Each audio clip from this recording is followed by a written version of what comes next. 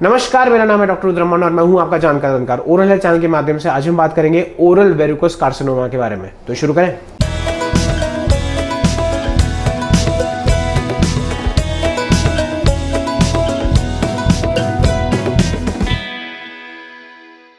तो पिछले एपिसोड में मैंने बात की थी ओरल वेरिकोस हाइपरप्लेजिया के बारे में और आज मैं आपसे बात करने वाला हूं ओरल वेरिकोस कार्सिनोमा के बारे में।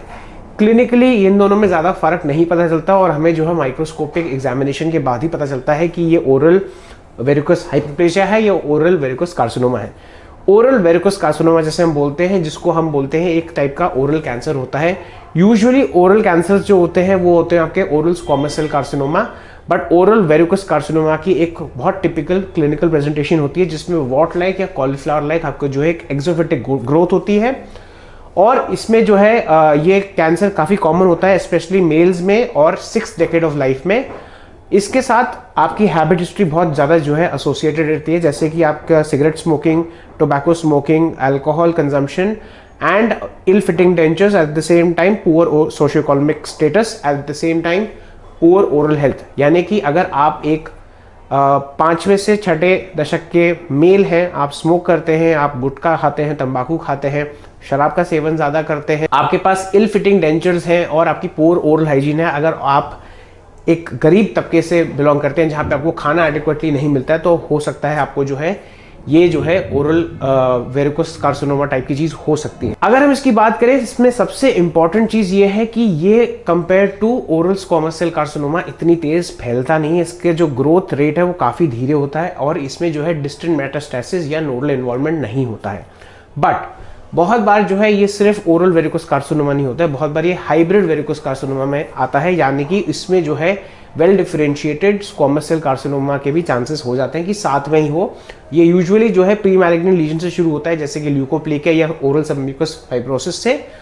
बहरहाल अगर हम बात करें इसके ट्रीटमेंट की, तो ट्रीटमेंट का एक सिंपल सा फंडा है। मोस्ट ऑफ द टाइम इसमें सर्जरी यूज होती है, radiotherapy, chemotherapy, carbon dioxide lasers भी यूज होती हैं इसकी एक्सिशन में।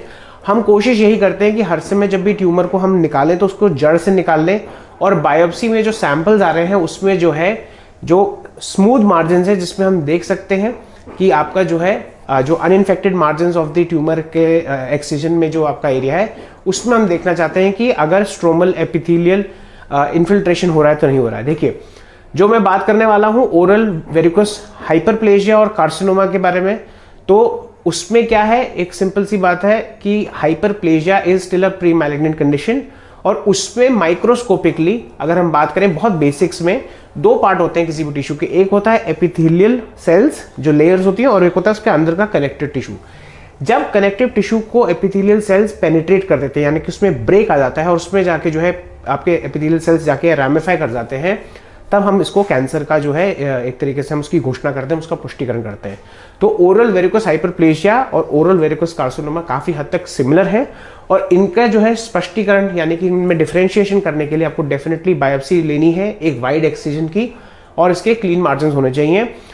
ऑल्सो इसमें जो है जो मेटास्टेसिस है वो बहुत कम होता है, लिम्फ नोड इन्वॉल्वमेंट जनरली कम होता है, तो इसमें हम डिस्टेंट मेटास्टेसिस बहुत कम दिखता है। बट हम इलेक्टिव नोडल रिसेक्शन करते जरूर हैं, यानी कि आसपास की जो लिम्फ नोड्स हैं उनको हम निकाल देते हैं, बिकॉज वहां पे जो है स्प्रेड होने के चांसेस ज्यादा होते हैं। बहरहाल अगर आप ऐसे कोई मरीज है जिनके मुंह में ऐसी ग्रोथ है, तो प्लीज आप जो है बेझिझक जो है अपने डेंटिस्ट या डॉक्टर को जाके दिखाइए और अगर हो सके तो उसकी बायोप्सी करवा के पुष्टिकरण करा के उसका ट्रीटमेंट लीजिए। यूजुअली ये इतना ज्यादा aggressive in terms of metastasis नहीं होता, बट हाँ लोकली काफी एग्रेसिव होता है क्योंकि इसमें सबसे इन्वॉल्व होते हैं आपकी चीक म्यूकोसा और आपके जो एल्वेलस यानी कि जो आपके जबड़े की हड्डी है वो इन्वॉल्व होती है और ये बाकी जिंजाइवा पैलेट उसमें भी होता है। अगर ये बढ़ जाता है तो ऑब्वियसली उसका जो रिसेक्शन है उसमें हमें साउंड टिश्यू भी लेना पड़ता है, यानी कि जो अनहार्म्ड टिश्यू है वो भी लेना पड़ता है। तो हो सकता है इसके लिए आपको कॉस्मेटिक जो है एक तरीके से आपको अपने रिकंस्ट्रक्शन कराना पड़े। तो ये था आज का episode. Please like share subscribe करिए, बेल आइकन को दबाना ना भूलिए ताकि आपको इंपॉर्टेंट अपडेट्स मिल जाए। अगर आप मेरे से संपर्क करना चाहते हैं, ये मेरे सोशल मीडिया हैंडल्स, काइंडली मेरे को कॉल नहीं करिए, मेरे को जो है अपना नाम, अपना स्थान और अपनी मौखिक समस्या का वर्णन करते हुए व्हाट्सएप पे मैसेज डालिए, जिसको मैं 2-3 दिन के बाद हो सकता है रिप्लाई करूं, क्योंकि मुझे बहुत मैसेज आते हैं। और अगर आपके पास कोई क्वेरीज, डाउट्स, एप्रीहेंशंस, इनसाइट्स या सजेशंस है तो उसको यूट्यूब कमेंट सेक्शन में डालना ना भूलें। तो आज के लिए इतना ही, नमस्ते।